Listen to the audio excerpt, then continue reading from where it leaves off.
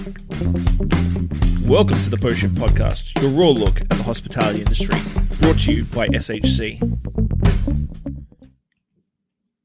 What has happened in let me start that again. What has happened in Post Shifters? Welcome back to another episode of the Post Shift Podcast.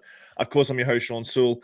I'm looking forward today. I've had Simon Ford on the show before. He's one of the nicest, most genuine people I've met in the industry, and he just, if I ask him if he wants to be on the show, he's like, yep, just tell me a date when I'm not traveling across the world. I think I'm in between trips right now. But this is also the last, if you're listening to the podcast, this is actually the last episode of the year. So I wanted to go out on a bang. I've got a couple more live streams planned, so don't worry that too much there, guys. But like, I've got a couple of live streams planned next week. But this is my last podcast for 2024, and I'm very, very happy that it's Mr. Simon Ford. Hi, Shawn. Yes, actually, I am still traveling. I am on the road. Oh, are you? Where are you right now? I'm in New York City, and so I don't know if you remember, but I live in Nashville, Tennessee, where a lot of people there have beards and hats like yours. And but now I came out to New York. It's the 20th anniversary of Employees Only, and there's a lot of festivities around that. And I felt like I went to the opening 20 years ago. Had many fond memories from back in the day, and it was sort of I'm back in town to relive some of those old memories and see some old faces. Whether or not you want to relive those memories or not. Yeah, I think sometimes you do things to remind yourselves why you don't do them, right? As I said, you've been traveling a ton with Ford's Gin. I'm not going to bother going into the in-depth how long you were bartending before you did it, but what was your aha moment when it came to like creating Ford's Gin and taking this new direction? The aha moment to me really does start with a couple of people, but I would say from a product insight perspective, it's Sasha Petrusky at Milk and Honey, who pointed out to me that he said he actually asked me the question, Simon, what is your favorite gin and a martini and why? And I went, well, my favorite gin and a martini is this. This is pre-Ford's Gin days. Mm-hmm. And the reason why is because of the balance, this, and so on. And then he asked me the next question, he said, what's your favorite gin in a gin Ricky? And I'm like, oh, this, because of the coriander and the way it structures with the lime, and I love that, and it tastes it. So and then he goes, what's your favorite in a gin fizz? And this went on, and then he just pointed out to me, he goes, you've just said different gin for every single different drink. Mm-hmm. And we sort of came to this conclusion together that if you like gin, you can probably say what your favorite gin is, but if you love gin, then your answers are going to be, well, my favorite in a martini, my favorite in a gin and tonic, my favorite in a Tom Collins is, right? And so he then pointed out that there's only one space in the world, and we should create a premium jack of all trades gin that could try its best to work with all of the different flavors that we find in the classic cocktails, because if it works in those, it'll then work as a great springboard for creativity for bartenders as well. And so we sort of took a chef-like approach and reverse engineered a recipe for Ford's Gin, and it just felt like a different approach to gin, and I was definitely a naysayer at the beginning, because I was like, the world doesn't need any more gins. But Sasha was like, actually, it's because there are so many gins doing so many different things. It needs a kind of place to go that's a safe place that's going to make a great Negroni, a great martini. And if you take it home or if you put it in your well, it's going to do the job. And so that was kind of that was kind of the epiphany moment. It was definitely driven by Sasha Petrusky. But I got to be honest, the other person was a guy called Multibanico, and he's the one that looked at a business plan, and I think that's also important,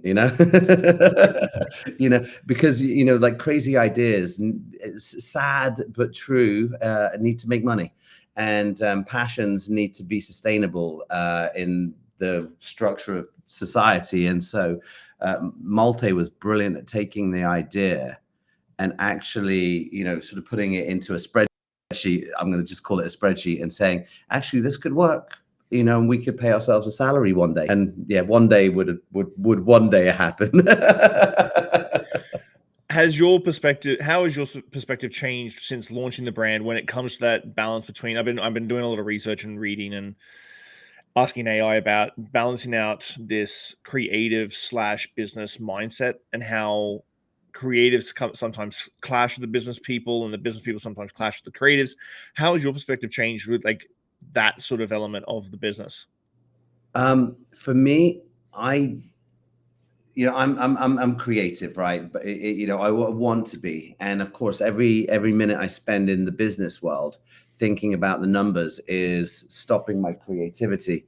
And so, you know, and I think it's quite rare for people to be good at both as well, right? So for me, it was always important to have someone in business to sort of be there to sort of stop you from going off the rails and make sure that it's an idea that works. And I always appreciate that person, even though I get into massive fights with those people. You know, it's kind of like a love-hate relationship. I'm like, I want to do this. They're like, yeah, you can't. I'm like, yes, I can. And they're like, no, you can't. I'm like, well, how can I do it? Well, if you considered this and this, I'm like, all right, that'll do. I'll work with that. And so I do think it's this interesting symbiotic relationship. I think that the one true place where people get to be creative without thinking about the bottom line is actually in art, right? You know, and so while I do see spirits and cocktails as kind of like a piece of art, they are a piece of art that needs to fit into a structure that needs to make money for it to be sustained. And so the two things are always uh, considered by me. I always look at the business person as someone that enables me to be able to do what I do. Mm. So with the since the launch of the brand to now, has with the way the gin market has sort of expanded, like I think even articles last 5 years ago, 6 years ago were like, oh well, the gin market's flooded. What are we like? There's so many gins on the market. How is your direction, or how's your direction changed when it comes to like where Fords fits into that market? It hasn't at all. You know, I almost have been waiting for this moment, to be honest. You know, I've always said about Forge Gin that its strength is this sort of beautiful balance of flavor. It sort of supports the juniper, but everything plays a role within the drink, and it's sort of balanced. And there's not one kind of like sort of flavor spike anywhere on on it. And I think that that's its strength. But at the same time, in a world where there are so many gins vying for attention, it's also its weakness because it's very easy to market and use a unique point of difference from a flavor perspective rather than balanced, which is a word that's overused and quite boring, right? But obviously that all of those different flavors cluttered the market, and I feel like there's a moment when actually I just want my gin to taste like a gin. I want it to be what it says on the label, and I'm like, well, here we are. We're and I'm not saying we're the only one that does that, but that's one of the things that we do. We are a gin now in juniper flavor, and and we're a London dry style, and it's classic but with a modern edge. All of the different things. And so I actually think right now is a good time to be Ford's Gin, because I think that being familiar but different is what we are, and that's obviously one of those keys to being successful sometimes. So maybe, I mean, obviously it's a really tough market out there at the moment, Shawn, as most people in hospitality know. I mean, there's always the anomalies that are doing really well, but the majority of people are having a tough time, no matter what the field, whether you're making the spirits, the beer, opening bars, restaurants. I mean, it's an interesting period right now for everyone in hospitality, and so we'll see. But I do think that we as a brand offer a little bit of value and quality and all of the things that I think are good in moments like this. And so yeah, I mean, we'll see, never say never, but I feel like we're positioned well for now rather than positioned well for 10 years ago, 12 years ago, when we launched into a very cluttered field, as you pointed out. When it came to development, how much R&D, like how many batches of Forge Gin were out there in the beginning? And did you have like a bit of a brains trust while you were developing it? Like a bunch of industry professionals that would come and sit down and like hang out and let's taste a whole bunch of batches of forged gin and give you some feedback? I mean, honestly, Shawn, that is the basis of the concept. It started with the brains and thought, process of a bartender rather than a distiller. It's Sasha, it's myself, it's a few other bartenders at the time, sort of brainstorming what would make a good gin. Weirdly enough, none of us coming at it with a distiller's angle, so we don't know if our ideas are actually going to work. But then, obviously we took it to a very accomplished gin distiller who thankfully agreed to work with us. 10th generation. He's someone that's sort of been considered one of the sort of godfathers of gin in the English gin world. His name's Charles Maxwell. And he looked at our recipes, and honestly, he was a bit like, this might work. No, I don't think that will.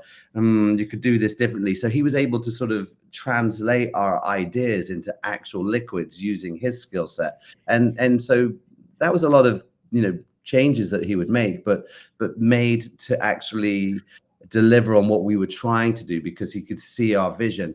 But of course, the journey was never over at that point. We definitely took that gin to every friend. I mean, I would say it always started with me and Sasha. If we were happy with a batch, even if it wasn't 100% happy, if we were 75% happy, then we would take it to our friends. And we went to some of the biggest and brightest stars in the industry for input. And we did everything from, taking it to, say, Dale DeGroff, right? And going, Dale, make a martini and tell us what you think. And to putting 50 people in a room with, all of our bartender friends with top secret forms going, hey, and doing blind taste tests and making cocktails and giving us our feedback. And then we could sort of see commonality in what people were saying about the recipes we've made. And then we could take all of that information back to our distiller and make the next batches. And so I don't actually have a set number of gins that I can think that we made, right? Because we only logged the ones that we liked. And even that's up in the 80s, of recipe. Wow. But if there was a gin that we were like, nah, we didn't even write it down, and we probably should have, so that we didn't make the same mistake twice. But we tend to focus on the things that were working, and then what we could do to make them better. And if I'm being honest, the real process was we had a concept that was working, or two or three that we narrowed down to one. And then it was all about fine tuning, raising the citrus, increasing the juniper, increasing the essential oils for more viscosity and so on, refining the balance between all of the different botanicals so that it made a nice, smooth martini. But we spoke to probably more than 100 bartenders during the process of creating the liquid, the bottle and the label of Forged Gin. And it, everything from a formal meeting to a casual one, to walking in, to giving someone a bottle just to test at night in cocktails, use the bottle and see if it was economically friendly. We really wanted to answer, to the bartender community with something that they would enjoy. And we wanted to pull from them what they wanted in a gin. And so that's hopefully what Forged Gin represents in a way. It's something that came from the bartender. We just had the help of a really good distiller to get it to where it needed to be, who could translate, the bartender vision. You mentioned the bottle quickly, and I think the bottle, in the beginning, the bottle got a little bit more attention than it does now. But like the bottle, you put as much attention into the bottle as you did the liquid inside it. Well, the liquid came first, right? That is the truth. And we did all of that diligence on the liquid. And it created an ethos for us. We're like, if we're going to ask the bartender for their opinion on the liquid, then we may as well do the same for everything else we do. How do they want us to what kind of bottle, what kind of information do they want us to give them, and how they like to see us act as a brand in the marketplace? What kind of support would you feel a brand should give to the bartender community? So we asked all of those questions, and that's how we kind of like arrived on the scene. We arrived on the scene with a liquid that had bartender input, a bottle that had bartender input, a label that had bartender input, and we sort of marketed it, in a way. And marketing is an odd word, but we sort of used our launched to be something that gave to the community, gave platforms to bars and bartenders at places like Tales of the Cocktail. We became a sponsor immediately of Speed Rack, like very much things that are bartender focused and bartender community focused. But it was very interesting because while the liquid was a learning process for everyone involved and everyone that gave us input, when it came to bottles, every bartender is kind of an expert. They kind of know the ones they like, the ones that pour well, the ones that hold speed pour as well. So getting that information was so much easier. So it was a much quicker process to get to the bottle. And if you look at it, it's just really a hybrid of some of the best features of bottles that are already out there. It's got that middle grip, which was suggested to us by Lynette Marrero, actually, of Speed Rack. She's like, some people have smaller hands, and this would help. And, the measurements from, the caps at Tales of the Cocktail, because they're doing all of the batching, and that was immensely helpful from their perspective. Of course, make sure it fits a speed pour. Don't put foil on top. What's really interesting, you started this, Shawn, is everyone talks about the bottle first, and it was really in the early days it was quite frustrating because we put so much energy and effort into liquid, right? And liquid is what ultimately sells rather than label. I mean, that might be naive for me, but you still need a good label. But it's a liquid at the end of the day, especially if you're talking about the bartender, who is someone that is a som to spirits, right? They taste well, they select the best ones for their bar.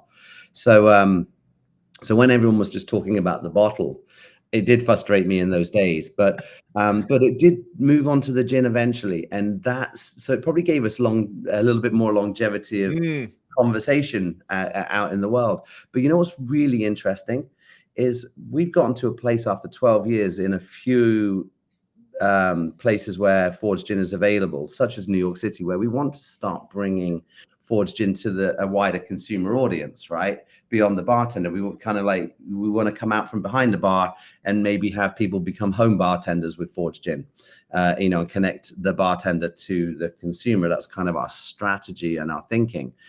And when we show consumers our bottle, they don't get it like the bartender gets it. Like the bartender picks up a bottle of Fords and goes, "Oh, this neck. Oh, I get it. Yeah. This middle grip, right? Oh, measurements. You guys are awesome." But when we give it to a consumer, they're like, none of that makes sense to them, and they think it looks a little bit cheap because it doesn't have all of the bells and whistles that we felt were unnecessary behind the bar. And so I think we might actually start talking to them about why we did the bottle, so that they understand the thought process behind forged gin. We thought about the liquid and we thought about the bottle, and we don't want to change it because this for the bartenders first and foremost. So that's not going to happen. So if we can make consumers, or if we can make the bottle make sense to customers outside of the bar, that would be an amazing thing, so that I can see it. Well, hopefully I can see it now. I'm visualizing, Shawn, someone going, "Oh, did you know that they created this bottle for bartenders? That's why it's the way it is," and sharing that story amongst them. I think the time for that is actually okay, because I think we've earned enough credibility points on the taste and flavor, and we've won enough awards on the gin that we can now go back to maybe talking about something a little bit more frivolous as the packaging. Yeah, utilitarian, but make it fancy. Yeah. Just put it in a cardboard box. Just put it in a cardboard box and it'll be fine. Exactly. Put it on the shelf of the liquor store. Exactly. Starting your own brand is no small feat. What were some of the biggest challenges you had in the very beginning? And I know you and I have chatted so much on together face to face, and we've chatted in a couple of episodes before. What was the biggest challenge you faced, both creatively and logistically, when it came to getting the forged gin out there in the world? I mean, there's so much to learn, and I feel like there's a blueprint that's sort of being created, and it gets easier for as time goes on for new entrepreneurs. But you don't know what you don't know, right? So we made all sorts of mistakes. We forgot to put things on labels that needed to be there for compliance, right? They slipped through the cracks. We didn't realize that the type of legal dealings might be needed to create import-export structures around the world, or find distributors for the brand.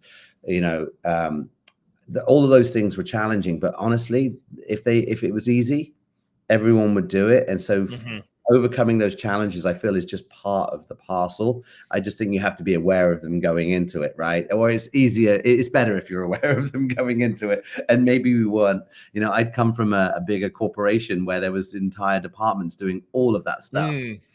and I took it for granted. I took it completely for granted, and now I'm like, oh God, I got to do all of that as well. So all of a sudden, there's the part of the job that the reason you start a business is because you're good at something, right? And you think you can do it yourself.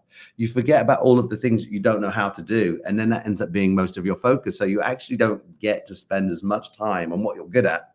Instead, you become a problem solver of all the things you're not good at. And that is the majority of your time. And so it becomes, I actually really enjoyed it though, Shawn, that challenge, because I learned so much. Like, I feel like I learned 10 jobs in 1 year, Mm. you know? And that, to me, I always felt that if I ever, if it failed and I went back to a corporation and a corporate job, I now know all of these things. I know about, applying for a cola. I know about signing a contract with a distributor. I've done that myself. It isn't all podcasts And and parties. yeah, exactly. And so those, but the biggest challenge is always going to be money. There's a P&L sheet. We all business owners start with a P&L sheet, but that's not the reality. The reality is cash flow. And if you don't get paid on time, that means you can't order more juniper berries on time, or you Mhm. can't order more glass on time, and therefore all of a sudden your supply chain is disrupted. And then if that money doesn't come in for the sale of gin, then all of a sudden you might not be able to make payroll. And so cash flow was the biggest challenge. We never ever had a huge investment on Fords. So it was always building slowly but surely, and in the right way, which was a blessing in disguise. Never have too much money that you do stupid things, right? And we never had that. so the biggest challenge was always cash flow. But I look back on the struggle years really fondly.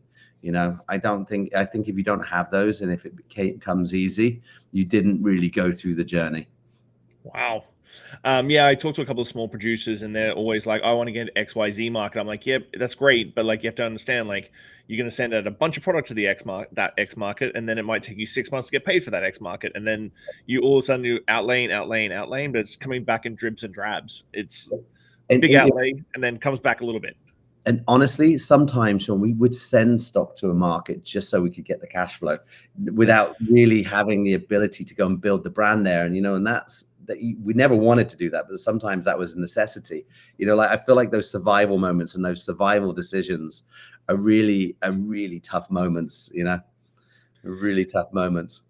You're still you're still the face of the brand and have been since day one, which I don't think will ever change. Ford's doing without Simon Ford being the face of the brand is very, very odd for me to think of. Like, other brands can sort of evolve and get bigger without necessarily having that face, but you've got your name on the bottle, so that's never going to change. Sure. How do you approach crafting the identity of Ford's gin, and how do you keep that story fresh and evolving as it gets bigger and older? Um, I mean, that's easy at the moment, Shawn, because it still is actually, relatively small.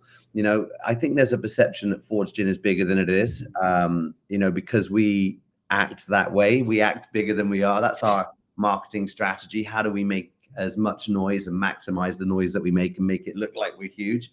And I like that as a marketing tactic. But actually, if you roll back the curtain, and look at the Wizard, it's still this tiny little distillery in South London with two little 500-liter pot stills, like churning out, small batches of the gin that are made. I mean, the artisanal side of it is so beautiful because, obviously we have this 10th generation distiller that we worked with to create the recipe.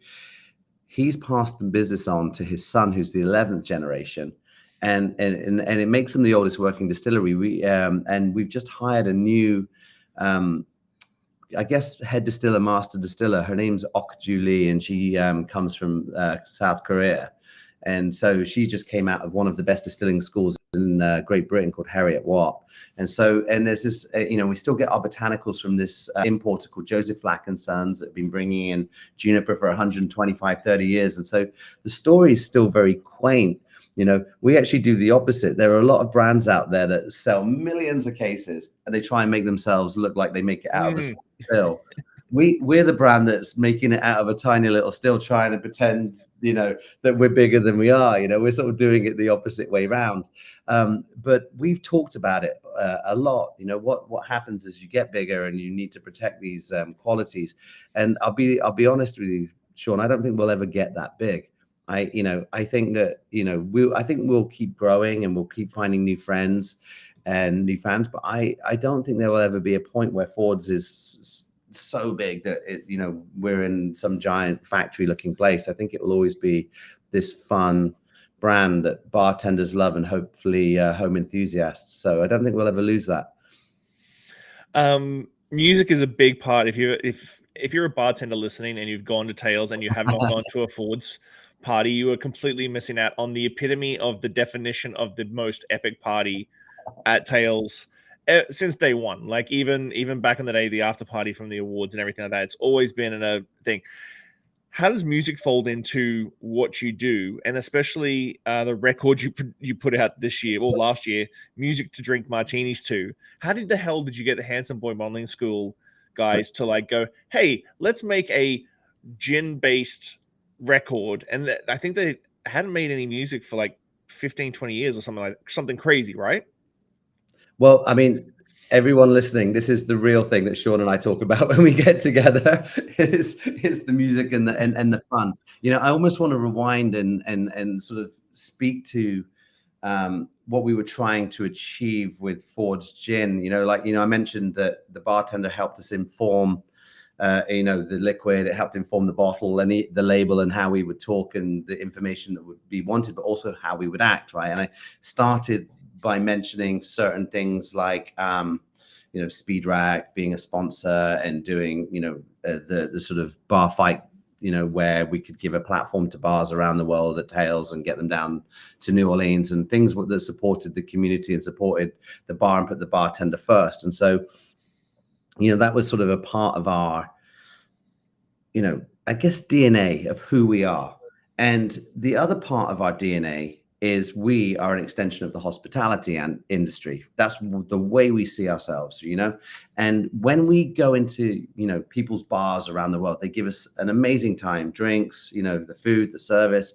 And so we wanted to do that too. We wanted to always be the brand that could give back the hospitality that we received, right? And then you break down what hospitality is, and hospitality is the sort of moments of and memories, right? And what creates these moments and memories is, of course, the service, is of course the product, the drink in front of you, the music, the ambience, the atmosphere, sometimes even how people dress up. And so we've always approached it like I think bars and restaurants approach things, and so we get creative with that. If someone could walk away with vinyl, there's a vinyl movement in the hospitality industry that would be amazing. If someone could, pick a soundtrack to a martini, that would be amazing. And of course, that idea came from Dan the Automator, who loves his martinis. And he was obviously the producer for the Gorillas and part of the Handsome Boy Modeling School and Deltron, so on and so forth, right? He's just this sort of legendary producer. And so when we sort of talked about doing a soundtrack to martinis, he said, I can't do this without Prince Paul, and of course, for those who do know Handsome Boy Modeling School, you'll know why it makes sense. For those that don't, the Handsome Boy Modeling School are these two producers, very well known, Dan the Automated, Gorillas, Deltron, as just mentioned, people recently like the Black Keys as well as Beck. And then there's DJ Prince Paul, who's hip hop royalty, Stetsasonic, De La Soul, and the Gravediggers, one of my personal favorite records too, along with De La Soul's 3 Feet High and Rising. And they formed I guess a collaboration called the Handsome Boy Modeling School, where they put on smoking jackets and silk jackets and fake mustaches and smoked cigars and pipes and drunk martinis, and in a very tongue-in-cheek fashion. And we were like, we do take what we do seriously, but not, ourselves, right? And they are the epitome of that. And so Dan was like, we need to get Prince Paul in, and we need to put the Handsome Boy Modeling School together if we're going to do music to drink martinis to. And so that's how that came together. And I will say that I think that Dan had to persuade Prince Paul quite, there was definitely a lot of coercing and convincing, but once it happened, everyone had fun. And so it turned out to be the right thing. It became an excuse for us to throw listening parties all across the country and the world, even actually, and then bring the Handsome Boy Modeling School together on occasion and give vinyl records to our friends, which is a great gift. We learn a lot from Will Guidara's, Unreasonable Hospitality, and this idea that you can sort of do something that blows people away and goes above and beyond. And we like, if you walk away from an event with a vinyl record that's completely unique, that you can't get anywhere else, that's kind of a cool moment in hospitality. And so Handsome Boy Modeling School helped us do that. And sneak peek, but there's going to be a follow-up coming soon. Oh, Jesus. Yeah. That's awesome. That's fantastic. Like I know your parties are always insane, and that was the one that I was just like, that is the best marketing plan. Like, that's the best little industry related marketing thing that you've ever done.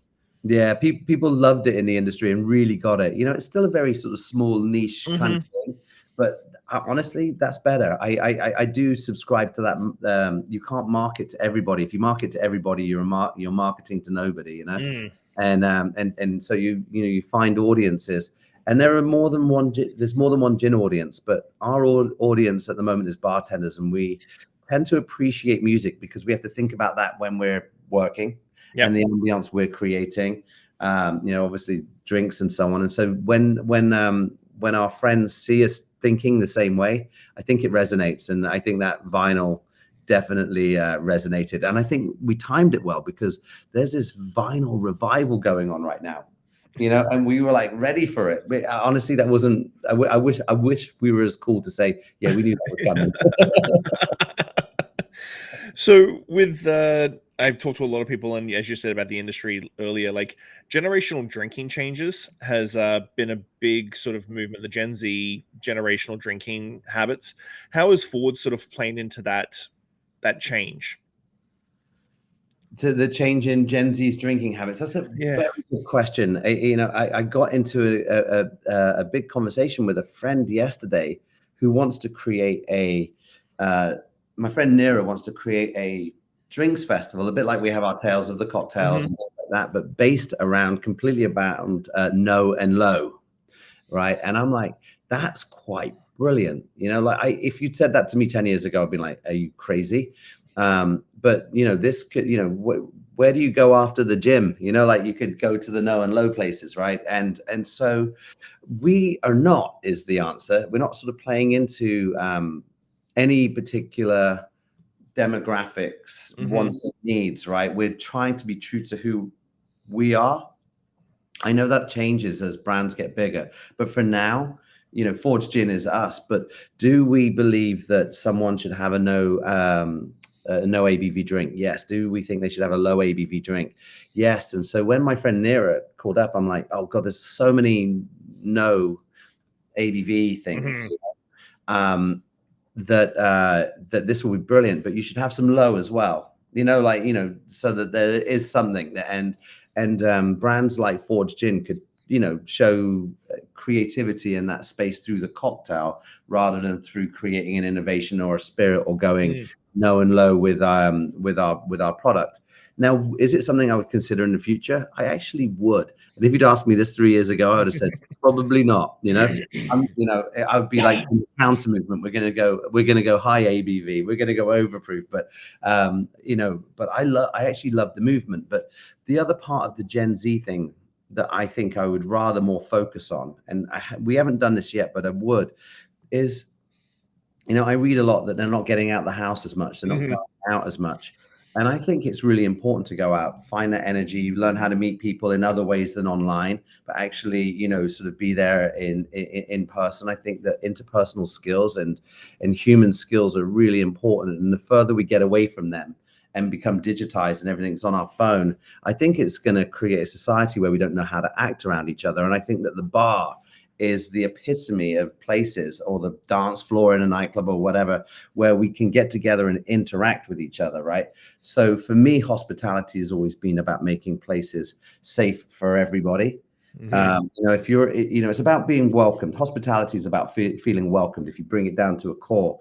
And if you're someone that doesn't want to drink so much, or you want something that's low and no, I think bars should have that on offer everywhere in the world, so that the people that don't want to drink can be alongside the people that do want to drink, and we can all interact and intermingle. So I feel like creating things that entice Gen Z to come out more and interact in a human way more, I think that's a really important thing. So while we haven't really sort of worked on anything to do that, it's something that I think about a lot. And I know that one day the light bulb will go off and I'm like, we can do this for Gen Z and make their world better.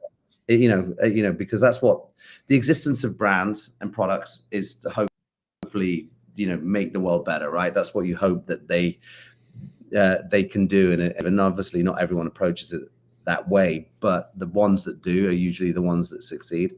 And so, yeah, Gen Z is an interesting, they're an interesting demographic. But when I heard that they were listening to grunge and 90s music, I'm like, I was like, they're definitely me. Yeah, my daughter is 14 and she listens to 1990s and 1990s to early 2000s rap. Like Yeah, she wears Tupac and Biggie stuff. Like that's who perfect. she listened to. I was in the car the other day and she like had her phone hooked up to the Bluetooth in the car. And I'm like, is this your playlist, Jill? Because this is something I would listen to. And Mila's like, no, this is mine. I'm like, what are you talking Amazing. about? Like Nirvana came on and I'm like, this is insane. My 14-year-old daughter's listening to the same stuff I was listening to when I was 14. The generational cues are interesting. Previous generations were looking towards a future, right? And of course, the way the world looks right now is that the future's not coming, right? The future that we imagined is not coming. So Gen Z is an in the moment, crowd. They believe in today, but because there's no future, there's a little bit more depression occurring. There's sort of that anxiety as to what is next in the world, and ultimately, I don't think anything's really changing from that perspective. Life's going to go on, and we need to make the most of our time on this earth. And I think that's the message that we want to get across. And do you know what? No better place than the cocktail bar, the bar industry, the hospitality industry, where people should be and are usually made to feel very welcome. That being said, like I've reached out to you on a couple of occasions and just checked in because I do see your travel schedule and I see it on Instagram and Facebook. As an entrepreneur, like as you said, you're a small brand, behave like acting big, and that always has a bunch of moving pieces. And obviously, you've got a very good support network and team behind you, making sure that the behind the Mm. scenes stuff affords work. On a personal level, how do you balance out this work life balance of travel? Because I know we were actually saying off in the green room that you very rarely say no. I'm the same sort of thing. It's like I see everything as an opportunity and I'll say yes to everything. And my wife's like, dude, you've got like 7 irons in the fire right now. What if everything comes to fruition? And I'm like, figure that out when it happens. But if I see an opportunity, I'm gonna freaking take it. How do you balance out this work-life balance for yourself and your definition of work-life balance? Um, I don't is the answer. I definitely was born with a lot of energy as a kid, and I feel like I still have a lot of energy. I mean, relative to my age, right? Mhm. And so I think that I'm sort of blessed with that a little bit, like an ability to just go for it. But a wise friend once told me, there are sort of 4 things in life, right, that are really important, to individuals. I would say it's there's your work, then there's your family, then there's your friends, and then there's you, right?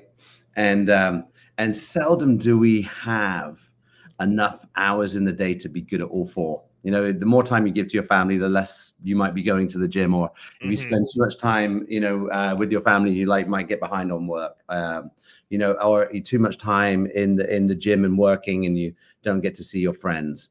You know, and they're all important. So the balance for me is often, I'm usually like weighted heavily in the area of, say, work and you know, maybe, you know, and friends, right? Because I see all my friends when I'm traveling, and then that pendulum may swing, and then I'll be weighted more heavily towards family and catching up on my health and getting back down to the gym and looking after my diet again.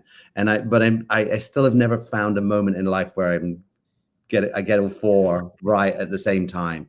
And honestly, the day that happens, I'm going to call you up. I'm going to come back on your show and go, I found out how to do this.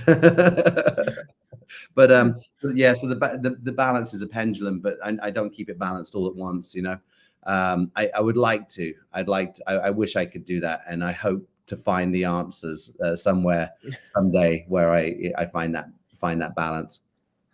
What do you see? What you're excited about for the next 6 to 12 months? The future, 6 to 12 months, 18 months for Forge Gin yourself. Oh, see, the next 6 to 12 months with Forge Gin is super exciting for me. Because one, we've just created a lot of fun things. I might have hinted that the next record is coming out, and it's a banger. And so now we're sort of planning the launch, some more events and parties, right? Which will definitely bring this concept to Tales of the Cocktail. So I love that. We just built a cocktail bar at the distillery so that we can welcome guests to see and experience the Forge Gin production, but the way we would have always wanted it. We get to welcome you with a cocktail, sit you down, give you the hospitality, that extension of the hospitality industry. And we've worked on a sort of new education platform, because we used to talk about gin a lot and educate, and then we kind of got away from ourselves, and we're going to move back to that. So we've got a few cool things that we're working on. And that, to me, you know, bringing those to the world is fun. You know, if we're able to offer education to the industry on the gin category, I think that's a strong thing. If we're able to offer fun, I think that's strong. But the thing that's exciting me the most is it's the first time I've ever really thought about how can I bring the Forge Gin story out from behind the bar. And we talked about it a little bit earlier on in the podcast, but I'm like wondering how I can connect the bartender, elevate the bartender in the consumer world, with the hope that we can sort of inspire consumers, not necessarily the ones that go to the fanciest cocktail bars, but you know, everyone else to be more brave at making drinks at home. And so trying to come up with ideas that engage the consumer with Forge Gin. And that's a new journey for me with this brand. You know, I've worked on consumer marketing in the past when I, you know, worked at some of the bigger companies and on bigger brands that I've done, but I've never thought about it for Forge Gin, because Forge Gin was created and doubled down created on being a brand for bartenders. But I know that for it to grow and that for us to survive as a brand, it needs to sort of go beyond the bar. And so that is what the next 6 to 12 months looks like for me. I think that once we come up with a way to talk to customers in a way that makes sense for Forge Gin, I think I'll be really happy. And then hopefully that's the moment I get to move on and make another expression of Forge Gin and get back into that creative zone again. But, yeah, because you kind of went backwards, not backwards, but like a lot of brands when they launch, it's about let's get the consumers on board, consumer, like retail, and then on premise is like not an afterthought, but a lot of brands will see it as an afterthought. And you've gone, let's go on premise hard, and then now we're figuring out how to get into retail. Yeah, I mean, on premise, you know, I mean, bars and bartenders are our people. I mean, virtually everyone that works on Forge Gin came from a bartender background. You know, it's the language we speak, it's who we are, it's the thing that we understand. The product was based on it, you know, from the very, very beginning. You know, so there's a little bit more of a challenge in talking to the consumer. And we know that the bartender wants a lot of knowledge. They want a lot of information on the product. They want something that's trustworthy. They want to know it comes from a good source. It's sustainable. There's good ethics behind it. All of those things, right? The consumer, is often attracted by bright and shiny things that talk to their emotions a lot more. And so, creating, pulling some of those emotions out of the Forge Gym brand and translating them in a way that will engage people to go, oh, I want to grab up a bottle of that and make cocktails like bartenders. I feel that's only a good thing for cocktail culture. And so I like this new challenge, but honestly, I'll tell you that I also like it because it's difficult. I'm working with a lot of very smart people on this at the moment, back at Brown Forman HQ. And it's a challenge, for everyone, this is a product that's built on multiple stories of production and functionality. And they're not built on, emotional stories that would resonate with consumers. And so we're finding it a big challenge, and I'm enjoying that so much. If it was easy, everybody would do it. Yeah, everyone would do it. And so, we're in that world right now. And so I'm learning on the job again. There's been some years where I didn't learn. I knew what I was doing. I was, and now I'm learning again. And when you're learning, you're growing, and then that actually makes your work more motivating. So I'm feeling very motivated right now. That's awesome. It's not just slapping an on pack onto the bottle and chucking it in the retail space and it's going to get picked up. No, yeah, we already tried that. So we've come to this end of the podcast where I ask 5 deep questions. Everybody gets asked these questions. So what is one life lesson? What is one lesson or experience that has shaped your perspective the most, and how do you carry that forward in your life? It's a very early experience. I jumped on a bicycle when I was 19, and I cycled with a friend in January from London. Obviously, we got a ferry to Holland, but from the Hook of Holland all the way to Romania. Wow. It started snowing as soon as we hit, Czech Republic, which was then Czechoslovakia still. That's me aging myself.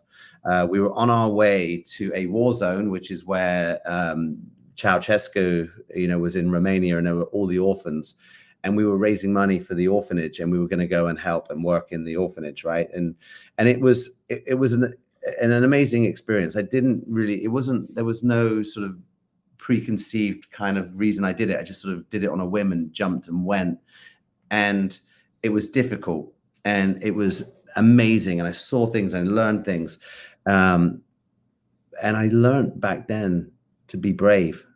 That was it. That's the one thing I learned. I went and did something, and it was tough, and I came out at the end of it having achieved something. So now that moment gave me the opportunity to take the leaps in life, and I still do. I take those leaps. So that's the life lesson I got from that moment. It was just like, go do it. I didn't know what it would be.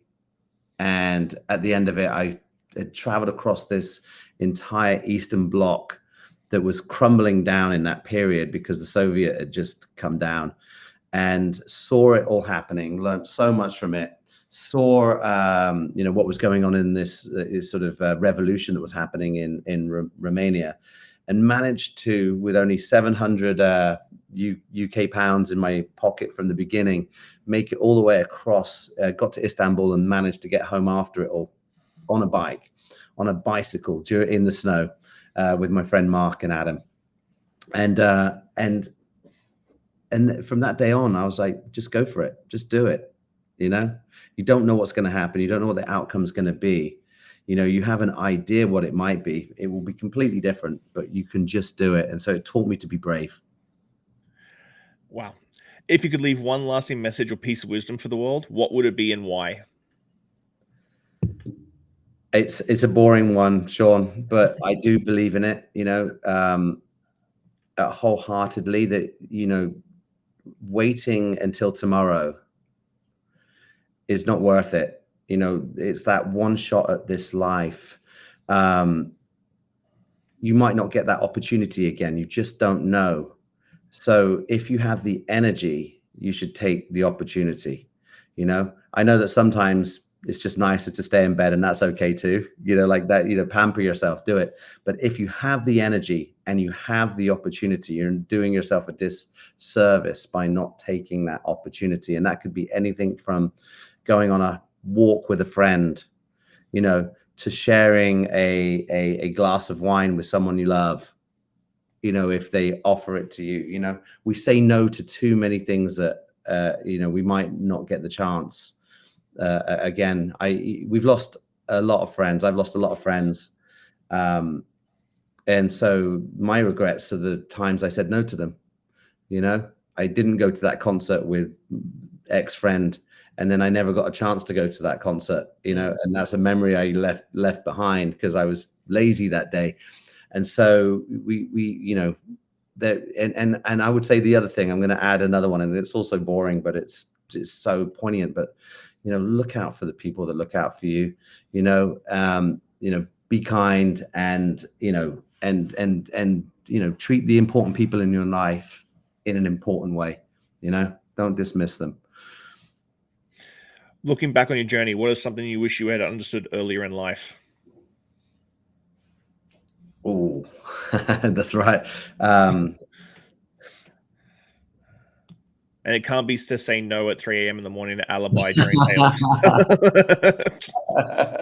Say the question again, Shawn. Looking back on your journey, what is something you wish you had understood earlier in life? Honestly, I don't know if I would have changed anything.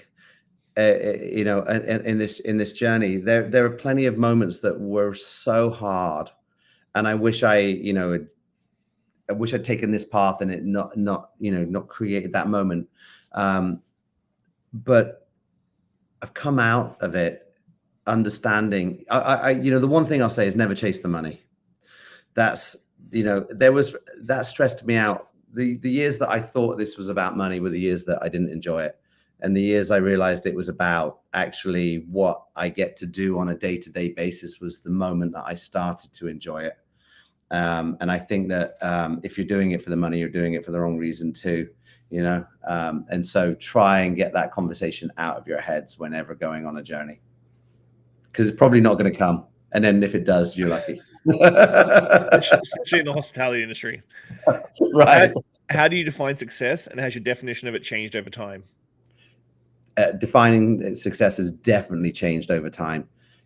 Right now, happiness is the most important thing, and trying to achieve it, and having good experience in life with good people, right? Status is not important, and I thought it was once upon a time.